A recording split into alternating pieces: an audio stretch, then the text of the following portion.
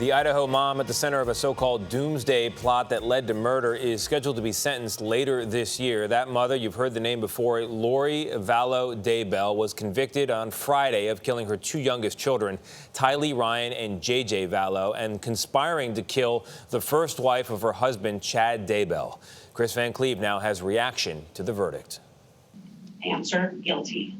An Idaho jury of 7 men and 5 women found Lori Vallow Daybell guilty on all charges, including the first-degree murders of her 2 youngest children. Answer: guilty.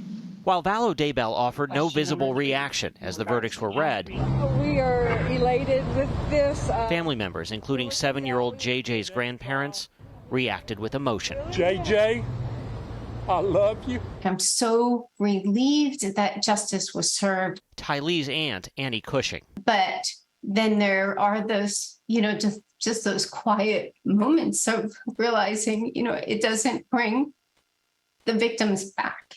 During the 5-week trial, the prosecution argued Vallow Daybell's motives were money, power, and sex.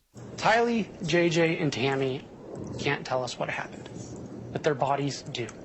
Prosecutors called nearly 60 witnesses. The defense rested without calling a single one, but painted her as a victim of her husband, Chad, a doomsday cult leader. She's following Chad. She thinks Chad is following Jesus, but he's not. A source close to the trial says Vallow Daybell was unhappy her lawyers tried to place blame for the murders on her husband, who will be tried separately. And while Lori can only face up to life in prison, Chad Daybell, if convicted, he could get the death penalty. Her husband Chad's lawyers were listening to her defense attorneys blaming him for all of the criminal misconduct.